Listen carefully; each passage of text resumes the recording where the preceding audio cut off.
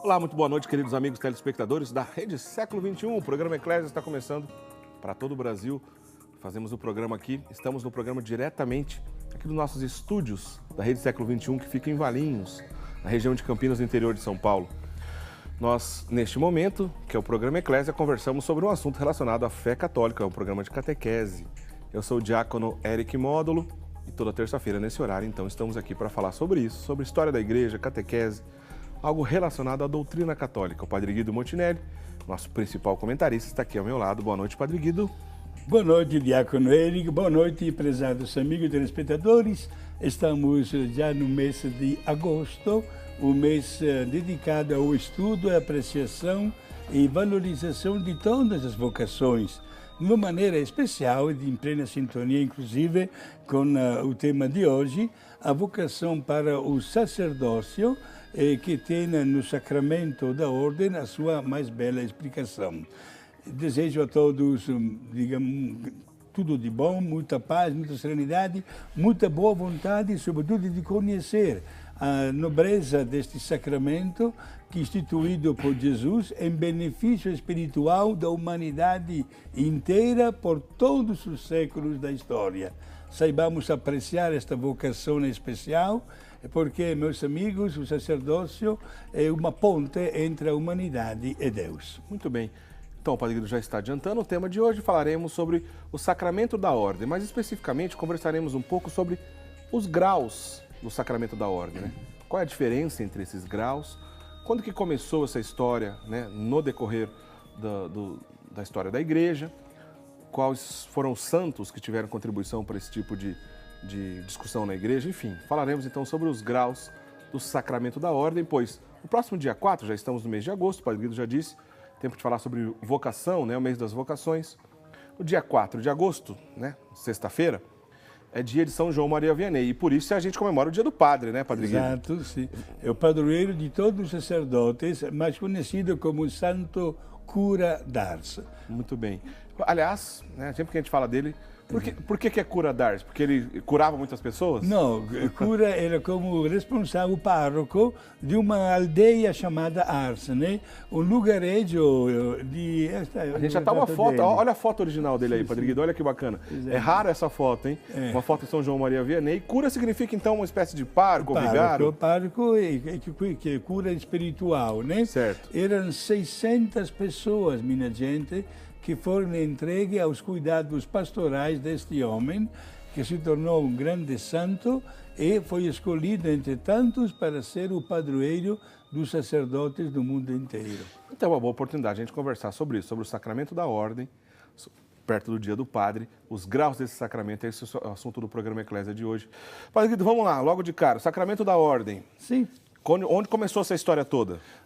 Começou, diácono Eric, na véspera da paixão e morte de Jesus, durante o jantar festivo, a Santa Ceia que Jesus celebrou e comemorou com os seus apóstolos, quando ele de repente consagrou o pão e o vinho, partiu para todos os seus apóstolos, dizendo aquela frase famosa: tomai e comei, tomai e bebei, este é o meu corpo, este é o meu sangue, e depois disse: fazer isto para celebrar a minha memória. A partir daquele instante, os apóstolos viraram bispos, foram receber uma plenitude do sacerdócio. E toda vez que em qualquer lugar do mundo, dia e noite, um sacerdote celebra a Santa Missa e repete estas palavras, acontece exatamente este milagre que se chama de transubstanciação, a mudança do pão e do vinho para o corpo e o sangue de Cristo, é exatamente na maior e mais bela efusão do sacerdócio. Bom, é claro que os documentos da igreja, toda essa história, né, certamente, em muitas ocasiões, trataram desse assunto do sacramento da ordem. Foi nosso Senhor Jesus Cristo que assim o quis, fez essa instituição, vamos dizer assim, desse sacramento lá na Santa Ceia. Os apóstolos passaram a ser bispos, tendo a plenitude desse sacerdócio. Sì. E o Código do Direito Canônico, ele fala alguma coisa sobre isso? Sì, Diacono Enrique, o canone 1008 define esattamente este sacramento da ordem com palavras maravilhosas, fala que diz respeito a pessoas que são constituídas ministros sagrados, isto é, são consagrados e delegados a fim de que, personificando Cristo, cada qual no seu respectivo grau, apacentem o povo de Deus, desempenhando o munus, isto é, a tarefa de ensinar, santificar e governar. Bonito, né? Personificando Cristo, Sim. de acordo com cada um no seu grau, no seu estado. É isso que a gente vai falar um pouquinho da diferença desses graus, né? Já de cara a gente pode lembrar, né? Claro, né? Os três principais: diaconato, presbiterato e episcopado, ou seja, diácono, padre e bispo. Os três graus chamados assim, vamos chamar de ordens maiores? Ordens maiores, podemos chamar exatamente com este... Se existem as ordens maiores, porque as menores também existem. Explica para a gente essa diferença, padre. Mesmo que hoje a igreja não usa mais esta palavra de ordem menor, mas prefere a palavra ministério, era exatamente o ostiariato, o leitorato, o exorcistado e acolitato antigamente, né? Depois teve uma reforma na vida da parte da liturgia também, na caminhada do jovem rumo ao sacerdócio, e ficou somente o ministério, o ordem menor, né, do leitorato e do acolitato. Quer dizer, essas ordens menores, padre Guido, era uma espécie de preparação do caminho do seminarista até chegar a ser padre? Sim, a minha turma estudava lá na Itália, sou padre desde 1973, foi a última que recebeu todas as ordens menores também. Eram 7 ordens menores, o senhor falou acho que de 4 aí, mas tinha mais... Tinha também tinha o tonsurato, né? A tonsura, que é a primeira consagração a Deus, vamos chamar assim. A corte dos cabelos também, como símbolo externo, né? E tinha o ostiariato, que era... o jovem recebia a chave da igreja, o poder de abrir e de fechar a igreja, olha a delicadeza e a seriedade também daquela ordem menor, né? E o exorcistado também, né? Veja bem, para ser exorcista não é necessário a consagração sacerdotal. Isso antigamente? Antigamente. Antes do Concílio Vaticano II? Sim. Depois teve uma reforma e o exorcista de direito é o bispo, que pode nomear alguns sacerdotes da sua diocese, né? Mas é o bispo, o exorcista de direito, né? E, bom, eram estas ordens... O padre Guido, e chegava até o subdiaconato, era uma ordem menor, a última delas, né? Sim, como o diácono, o senhor acenou antes, né? As ordens maiores, diaconato, sacerdócio e episcopado. Mas o diaconato era precedido por um subdiaconado, que também agora não se faz mais, né? Mas isso não cria um problema, né, diante dos graus do sacerdócio. Só lembrando, o padre Guido está dizendo aqui de maneira geral, né? No rito latino, como ele estava explicando, hoje existe o costume, por exemplo, um candidato recebe o leitorato, né, e recebe o acolitato, e depois já vai direto ser ordenado diácono.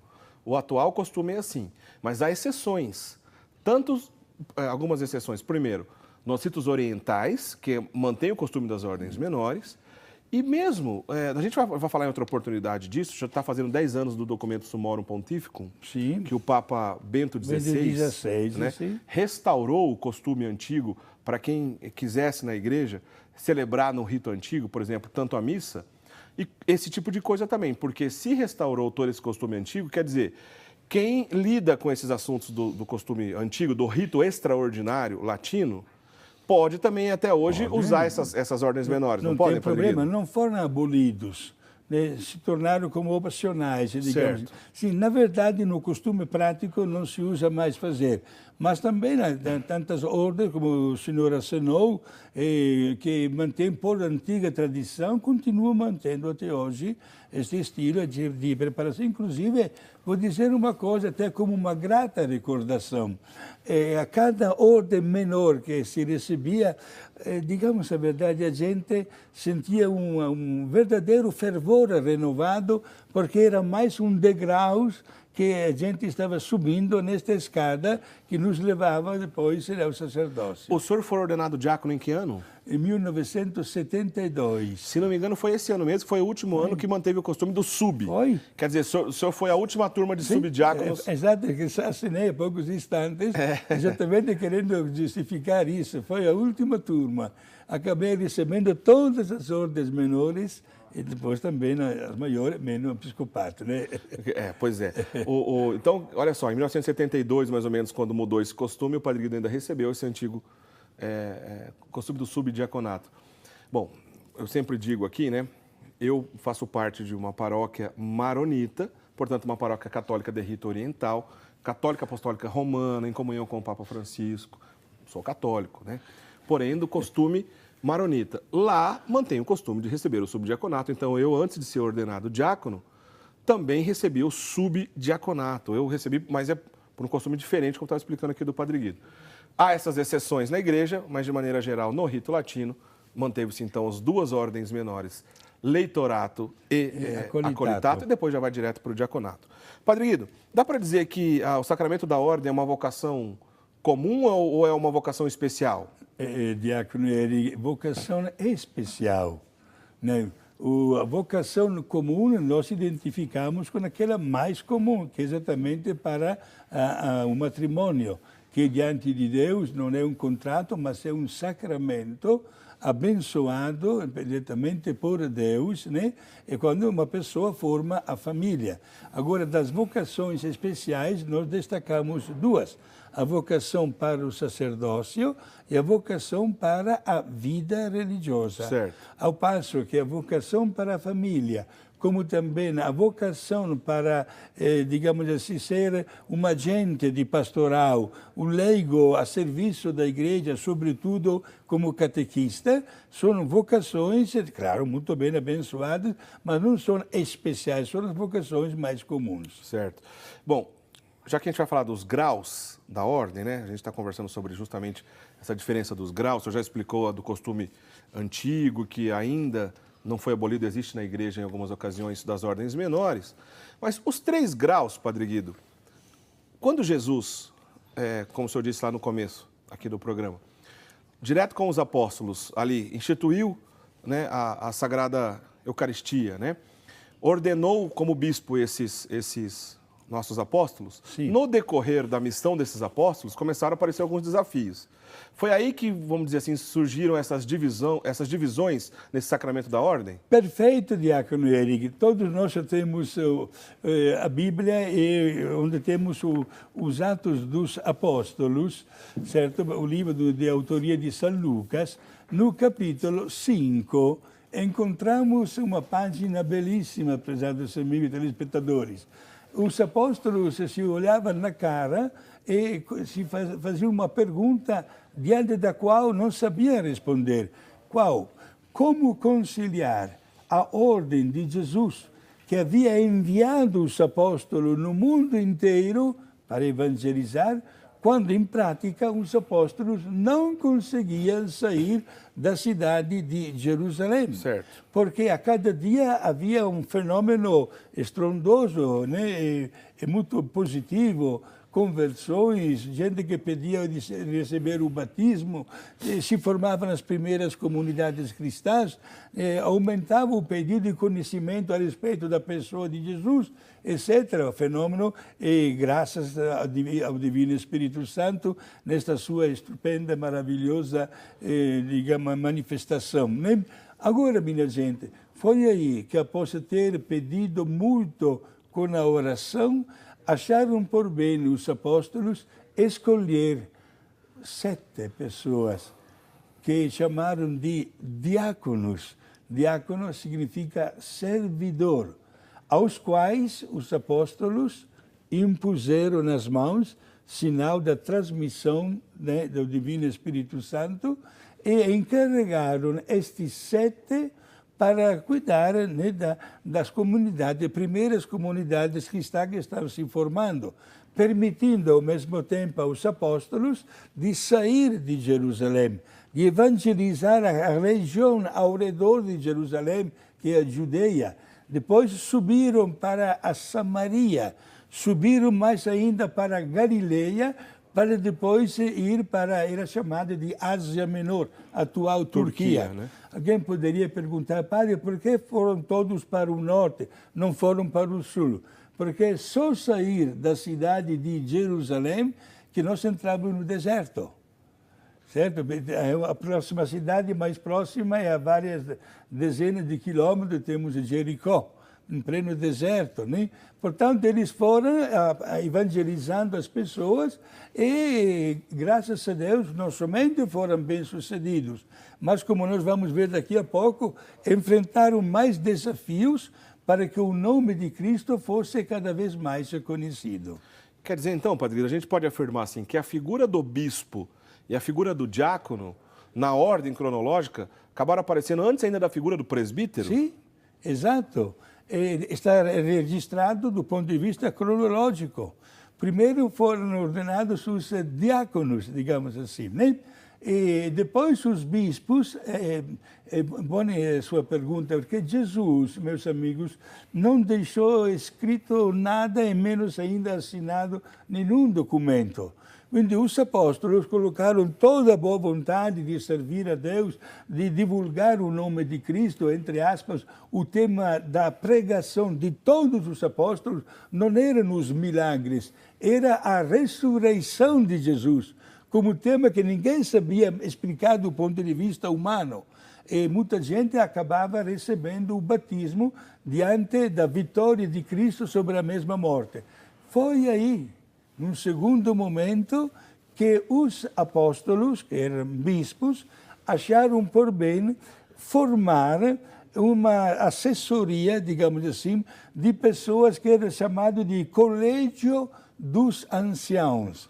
Um pouquinho devido à idade, à experiência e à seriedade também da vida, e que exatamente depois adquiriram o nome de sacerdotes. Vamos lá, Padre Guido. Conversamos já uma breve introdução sobre o assunto.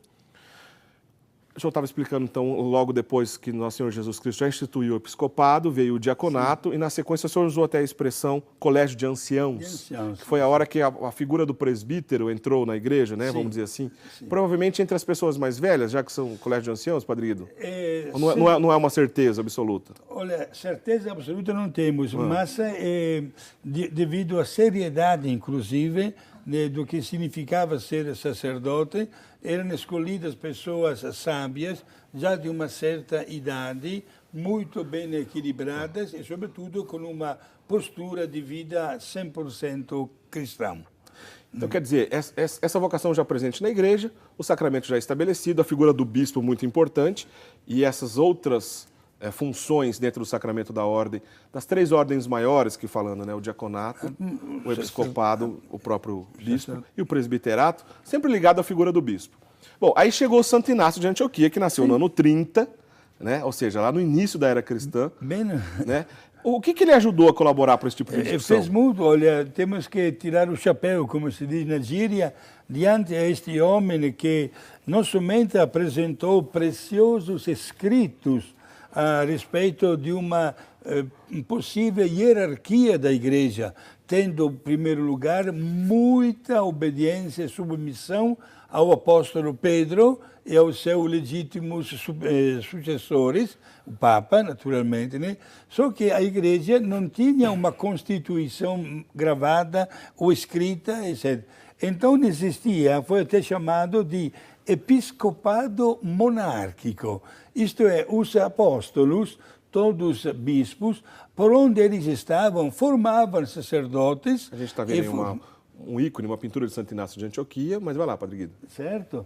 Formavam sacerdotes, formavam também diáconos, e não havia absolutamente uma independência de um com o outro. Certo. Todos falavam a mesma língua. Aqui também temos que agradecer ao Divino Espírito Santo porque conseguiu manter na íntegra toda a, digamos assim, a riqueza do conteúdo, do patrimônio da igreja, em palavra grega, o kerygma, né? Sem nenhuma distorção, nenhuma divergência. Meus amigos, foi aí que a igreja pensou em se constituir numa dimensão hierárquica, colocando exatamente o Santo Padre, o Papa, Pedro, Santo Inácio de Antioquia, viveu exatamente os primórdios da igreja, depois os bispos, depois os colégios dos anciãos, que nós chamamos presbitério, os padres, e depois os fiéis diáconos, e depois os fiéis comuns, né? Agora, esta dimensão hierárquica teve plena aprovação naquele reino, digamos assim, que cada apóstolo estava formando. Não havia nenhuma contradição e, sobretudo, não era um concorrente do outro. Certo. Todos trabalhavam com o mesmo entusiasmo, com o mesmo fervor religioso, divulgando o nome de Cristo, em plena obediência. E esta ideia dos bispos de consagrar sacerdotes e também de impor as mãos aos diáconos pegou pé. Isso foi bem firme. Portanto, nós tivemos no primeiro e segundo século da Igreja, da história da Igreja, esta formação, esta constituição que foi plenamente aprovada pelo magistério daquela época. Quer dizer, Santo Inácio de Antioquia nasceu no ano 30, morreu no ano 107. Sim. Dizem, né, segundo a tradição, que ele teve contato com o próprio apóstolo Paulo, né? Paulo, bom, ele nasceu no ano 30, por volta de 34 foi a conversão de Paulo, né? Um ano depois da... Era criança. Era criança. Sim. Deve ter crescido ali na adolescência, ouvido falar, né, desse apóstolo Paulo. Teve contato com ele. Ele foi bispo de Antioquia, lembrando que São Pedro foi o primeiro bispo de Antioquia. Então ele é sucessor de Pedro na igreja de Antioquia. Antioquia na Ásia Menor, né? Então, que é a atual Turquia. Então, ele foi bispo de Antioquia, foi o terceiro bispo, Pedro foi o primeiro bispo de Antioquia. Depois ele foi perseguido, inclusive ele foi martirizado em Roma.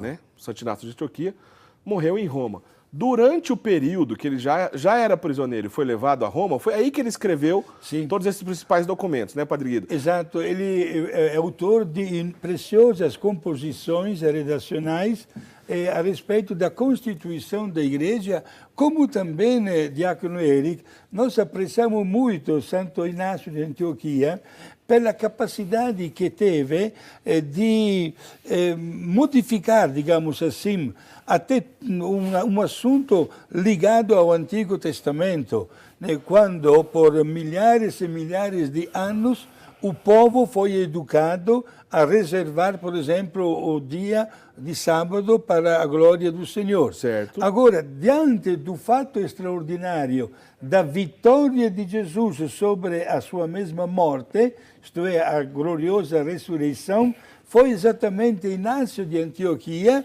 nos seus escritos, que submeteu à apreciação do Papa, mostrando a necessidade de modificar, transferir o sábado para o domingo, o dia do Senhor. E a partir desta reflexão muito bem justificada por tratar-se da comemoração da vitória de Jesus sobre a morte, eis que o dia do Senhor passou a ser celebrado no dia de domingo. Quer dizer, Santo Inácio de Antioquia teve uma colaboração gigante, né, Padre Guido, nesse sentido.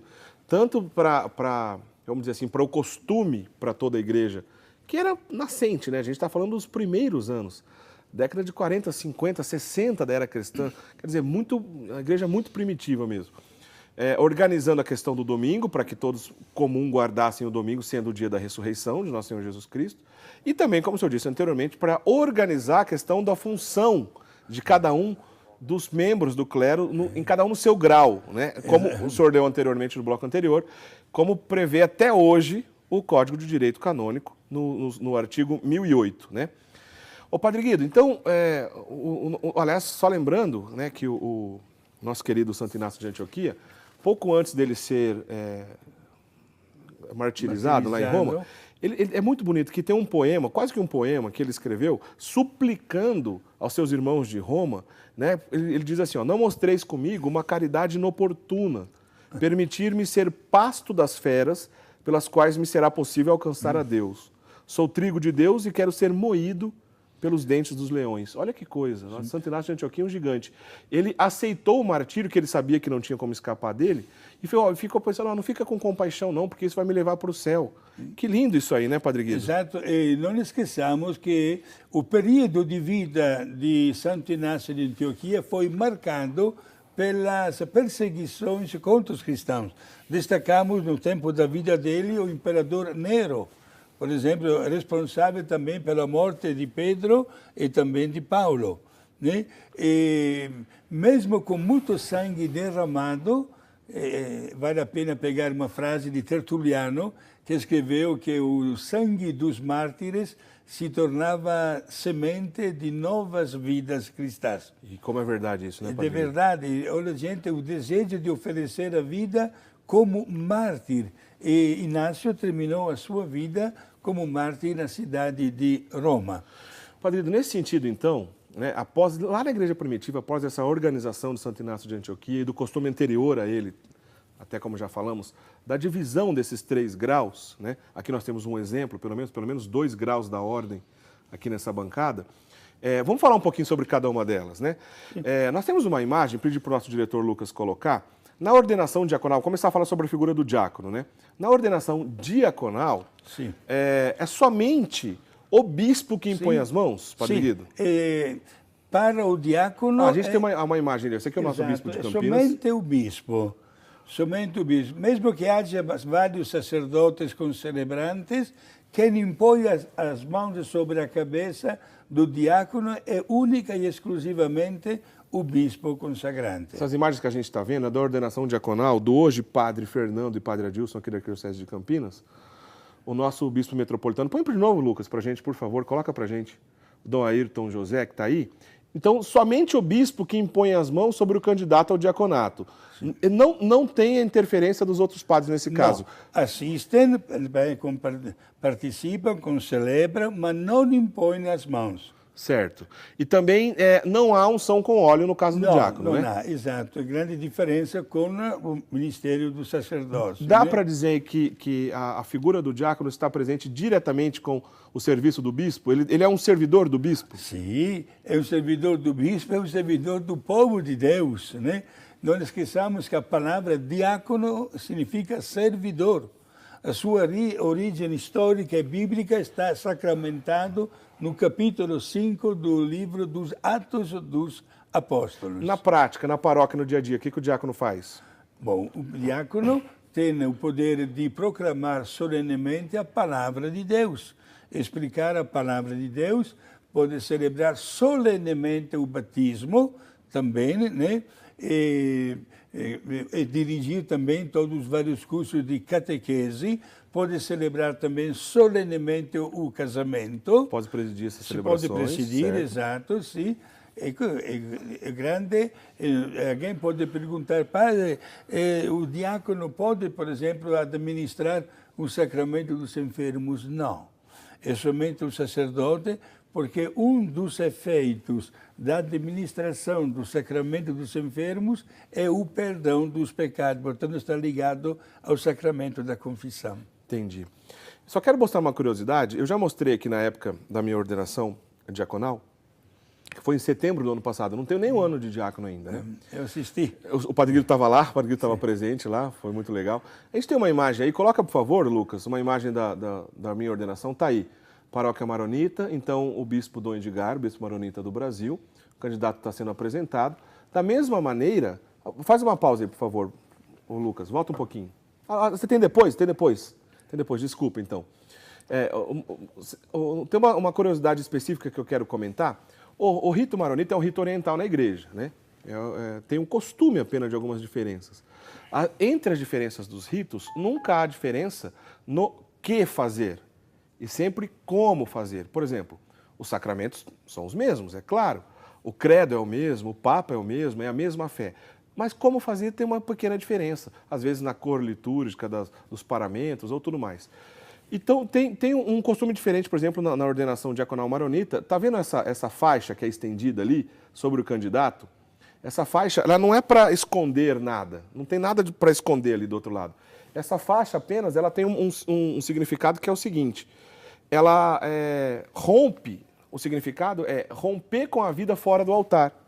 O candidato está entrando para servir o altar, então ele estica essa faixa, simbolizando que rompeu a vida fora do altar, né? O serviço do altar pode começar dali. Então essa é uma curiosidade diferente um pouco na ordenação maronita. E um outro detalhe, para a gente encerrar esse assunto, tá vendo o bispo? E ali já estava o cálice com o vinho consagrado, então, portanto, o sangue do nosso Senhor Jesus Cristo.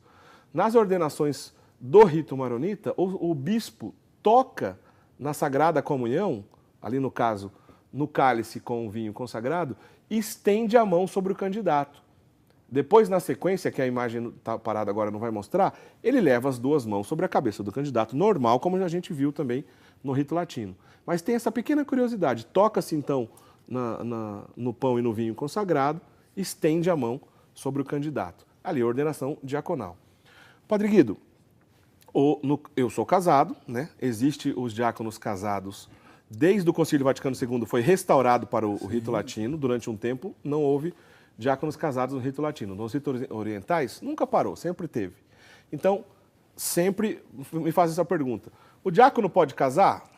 Não, o diácono não pode casar. A igreja ordena alguns homens já casados, né? Existe uma série de regras, no mínimo 10 anos de casamento, no mínimo 35 anos de idade. E depois de um caminho, o pai de família também será ordenado apenas diácono, né? Vai ficar só como diácono. Por isso que usa a expressão diácono permanente. Não é isso, Padre Guido? Exato, né? Agora, não esqueçamos que o celibado para o sacerdócio não é de instituição divina. Certo. Temos a passagem de Jesus que curou a sogra de Pedro, portanto Pedro também estava casado.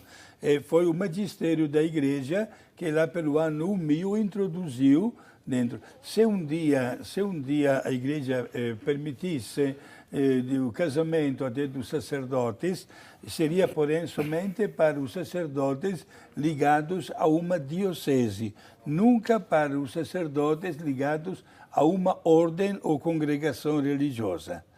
Certo? Muito bem, Padre Guido. Mas é interessante o senhor dizer isso, porque para a gente lembrar que não é um dogma de fé. Não, né? absolutamente. Não é um dogma de fé. Se um dia houver essa mudança, podemos ter sacerdotes casados no rito latino, pois nos ritos orientais, alguns deles, não todos também, mantêm o costume de ordenar também homens casados no grau do presbiterato, né, Padre Guido? Exato. E é interessante notar que pouco tempo atrás foi feita uma pesquisa sobre este assunto para os padres diocesanos. Cerca de 80% preferiram o celibado. A resposta no mundo inteiro, 80% dos padres diocesanos. Quer dizer, tanta gente aí pedindo que os padres se casem, mas esqueceram de perguntar se os padres querem se casar. Exato. Padre Guido, falamos no bloco anterior, um pouquinho sobre o grau do diaconato, vamos falar agora sobre o grau do presbiterato, o padre. Vamos já colocar as imagens logo de cara, o diretor Lucas, põe pra gente, por favor, pra gente comentar. Bom, aqueles mesmos candidatos ao diaconato que a gente mostrou anteriormente, né? A gente tem imagens dele sendo ordenado agora presbítero, que é o Padre Fernando e o Padre Adilson, são sacerdotes aqui da Arquidiocese de Campinas. Tá aí. É costume deitar, né, Padre Guido, no rito, e canta-se a ladainha de todos os santos? Sim, ou ajoelhados ou deitados nesta maneira, né? Enquanto se invocam todos os santos naquela ladainha aprovada, né, pela igreja, diante de um dom especial, não comum, que está para acontecer aí. Isto é, a consagração sacerdotal. Né? Uma pessoa que recebe um poder que não é um poder humano, é um poder divino. Santa Catarina de Sena dizia que, a frase em língua latina, sacerdos alter Christus. O sacerdote é um outro Cristo, pelos poderes espirituais que ele tem, né, de administrar os sacramentos em benefício dos fiéis que Deus entrega aos seus cuidados pastorais. Então, sempre a igreja, quando vai ordenar um sacerdote, ela está ordenando um diácono, está elevando do grau do diaconato para o grau do presbiterato. Perfeito. Nunca é diretamente um leigo já passando direto para a ordem do presbiterato, No, né? no, assolutamente. Inclusive, o diaconato é um caminho obrigatório para o sacerdócio. E atualmente também depois para a sagração episcopal, né? Certo. Episcopal. Eu vou mostrar uma imagem, Padre Guido, desculpe Sim. interromper o senhor, mas para a gente deixar bem claro, nesse caso, não é somente o bispo que impõe a mão sobre o candidato que está sendo ordenado, a gente está vendo os sacerdotes ali também Sim, impondo a mão. Exato. E quando uma pessoa é ordenada sacerdote, certo? Quem impõe as mãos é o bispo, celebrante, consacrante, e todos os demais sacerdotes que estão concelebrando. Diferente do diácono, que foi só o bispo. Somente o bispo. Agora o bispo e os padres presentes. Perfeito. E há também mais um pormenor que diferencia no diaconato, né? O bispo consacrante unge com o óleo do crisma as duas mãos do neo-sacerdote. Acho que a gente tem uma imagem na sequência, se não me engano. Bom, tá aí. Bom, eles recebem os paramentos agora de sacerdote e não mais do diácono. Ah, tá aí, ó, o bispo ungindo a mão do candidato e depois entregando também a patena e o cálice, que é o símbolo, claro, principal do sacerdócio. Quer dizer, Padre Guido, sem a unção da mão do sacerdote, não tá completo o rito da ordenação. O ponto importantíssimo e fundamental é a imposição das mãos do bispo. Certo. Certo? Gesto que se faz no total e absoluto silêncio, não só de respeito, mas também de louvor a Deus pelo que está acontecendo, que aquele homem se torna um sacerdote. E logo após também em silêncio, os demais padres que concelebram, lembram por menor, quando me tornei padre, eram 14. 14 padres, cada um vem e impõe também as suas mãos sobre a cabeça do neo-sacerdote. Todos que estão presentes concelebrando farão isso. Sim. E aí, na sequência, o bispo unge, então, a mão do sacerdote. Qual é o óleo que o senhor falou? O óleo do crisma. O óleo do crisma. Que representa o dom do Espírito Santo. Por que esta unção nas mãos? Porque a partir daquele instante o sacerdote toca a toda hora o corpo e o sangue de Cristo com as suas mãos no ministério da consagração da Eucarística durante a Santa Missa. Só um detalhe aqui, já que falamos de concelebração, né? O sacerdote concelebra a missa ao lado do bispo, ou até ao lado do papa. O sacerdote sempre concelebra. O diácono não concelebra a missa. O diácono serve o altar, serve o bispo, serve o sacerdote. Ou ainda a gente pode dizer que o diácono exerceu o seu ministério diaconal na missa, se ele for proclamar o evangelho e tudo mais. Ou até mesmo o diácono, Padre Guido, pode fazer homilia? Sim, o diácono está devidamente autorizado a explicar a palavra de Deus. Então, porque fica bem claro, o diácono serve a missa, serve no altar, ele exerce seu ministério diaconal na missa, mas ele não concelebra. A missa é concelebrada pelos padres, como a gente viu agora há pouco. Agora, na questão da sagração episcopal, né, tem um outro detalhe que se faz ainda com o óleo. Vamos ver pelas imagens? Põe para a gente as imagens primeiro. A gente tem uma imagem aqui da sagração episcopal de Dom Edson José, que é bispo auxiliar de Belo Horizonte, né? A gente usou aqui para dar de exemplo aqui o que a gente está ilustrando. O Dom Edson José, bispo auxiliar de Belo Horizonte. Ali, 3 bispos, Padre Guido, aí não tem só um. Há um bispo consacrante e 2 bispos auxiliares, digamos assim, que também consagram, né, junto com o bispo. Portanto, 3 bispos. Olha, este é o báculo, né? O báculo que representa o sinal do pastoreio, né? Como verdadeiro pastor.